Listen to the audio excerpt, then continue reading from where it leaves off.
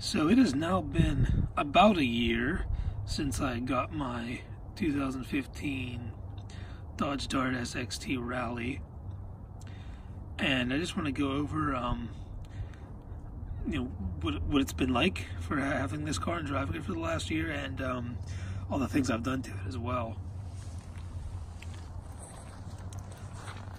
So this is just going to be a quick video. If you see my other video from the summer, I just that was a more in-depth, longer video that went over all the mods. So first of all, I've not really had any problems with this car since then. I got this car, had about 38,000 miles on it. Now it has about just under 45,000. So no problems with it at all. I just got an inspection. As you can see, I'm good for another year now on my inspection until 2019. Nothing was wrong with it. The only thing I needed was tires, so I went ahead and got some new tires for it. So I have the 17s. These are Goodyear Eagle Sport all-season tires.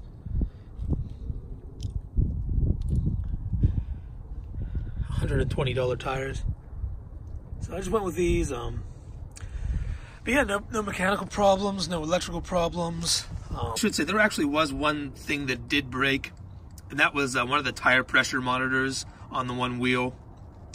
When I got my new tires on, they actually went ahead and put on a new tire pressure monitor, so that's all fine now. Those things are expensive. It was like $80 just for the part, for the little sensor, which is kind of ridiculous, but yeah, I mean, I could have let it go. It's not really necessary. I mean, you don't need it, but I was kind of tired of having the tire light come on every time I started the car, so I just went ahead and got that TPMS fixed. But other than that, there's been no problems with the car. And that's a common problem on a lot of modern cars, is those sensors always end up breaking. And I think for me, it happened when I went through a pothole one time, and that's common. So that's just, something you have to deal with. All the stuff, the touchscreen and everything inside works. There was like one time where it was kind of glitchy, and it took like a weirdly long amount of time to come up when I started the car, but that was just like one time. But I've really had no true problems with it. But anyway, mods that I've done to this car since I've had it in a year, probably the most noticeable one, and probably my favorite is the hood. This fiberglass hood from Amera Hood with the mesh pieces here that actually open. They go through into the engine, so it's all opened up. It's real air actually goes in there. MPG caliper covers. These aluminum caliper covers that say Dart on them. Those have been mostly non-problematic. I had them on the car for like 6 months, and they never came loose. They never fell off. Obviously, they never started to grind against the rotors or anything. The only problem I had is right after I got the tires on, I got these new tires. They must have kind of knocked one of them while they were taking off or putting on the new tires, and it did start to make contact with the rotor. So I just had to take one of the little, it's like one of the little metal clips right here. It was a little too close to the top part of the rotor right there, so I just kind of had to readjust it and put it back on and make sure that that clip was far back enough that it didn't make contact with the top part of the rotor here. So, I mean, it wouldn't actually damage the rotor. It's not making contact with the actual side of it. Just the little top rusty part here was making some contact. I could hear some grinding noise when I would drive. So I readjusted that, and then it's been fine ever since. But I've been happy with these. Yeah, they are kind of expensive. I mean, if you have the means to actually paint the rotor, it might not look as noticeable or be as bright, but that in the long run might be the best choice, to actually just paint the rotors. But this is a quick, easy option to put on these caliper covers. I do like the way they look. They make your brakes look bigger. Nice. So, a very modest little mod here. The valves. It's got red aluminum valve caps. Now the color red didn't quite match the red of the calipers, so I actually got some red Plasti Dip and coated these caps in Plasti Dip. So that made the color match better, and also it kind of gives it a nice rubberized texture too, so they're kind of easier to unscrew. So that's a nice little added bonus. And speaking of Plasti Dip, that's also a very, very quick. That was the first mod I made to this car, if you even want to call it a mod. Very quick and very easy. The fog light trim, red Plasti Dip.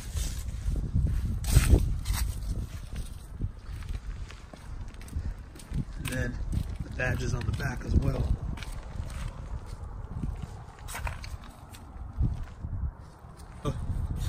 Definitely a quick and easy way if you just want to add a little more pop of color to your car. Plasti Dip is the way to go. Makes it look really unique and stand out from the other darts on the road. Well, technically, I guess the first, I don't really call this a mod, but the first thing I did when I got this car is I got these, you know, officially licensed seat covers here. They're just real cheap Walmart seat covers, but they hold up somewhat nice, and they look all right. And then this steering wheel cover here, and the floor mats. But also for the interior, got LED lights. There's our RGB remote for it. Opt 7 is the brand. I got them from Amazon. There's a set of 4 LED strips, 2 under the front footwells and 2 in the back. I attached them to the underneath of the seats. Basically poked holes in the seats with a knife underneath and like where the fabric material is, and zip tied the little LED strips to them. I can't really show them on now. Maybe I'll throw a picture up of what it looks like at night, but it's daylight now, so I can't really show them. But I ran all the wires into the center console here, and when I want them on, just have to plug it in, press the button.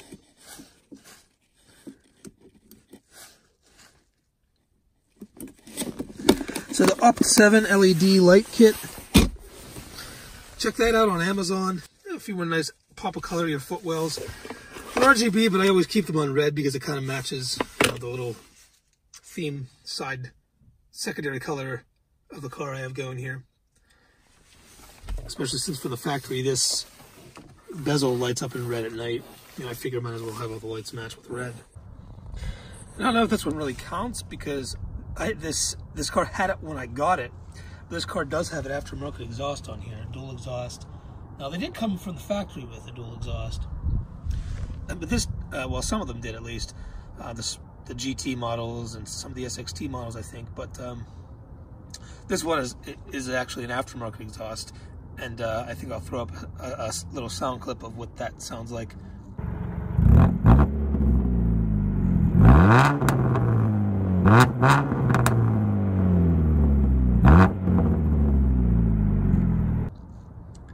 But yeah, I'm really happy with the way it sounds. It's pretty awesome. I didn't even have to do that, so I can't really give you the details of what this exhaust is because I honestly don't know. But the previous owner put it on there, and I kind of lucked out with that. That's pretty awesome to get a car, certified pre-owned car with an aftermarket exhaust already on it. And I really like the way it sounds, so I was really excited about that. I said my favorite mod was probably the hood, but honestly, it might actually be this right here. The hood, I mean, is obviously makes the car look really cool, but this is something you can't see, but you definitely feel it. This Madness Go pedal completely changes the way this car drives.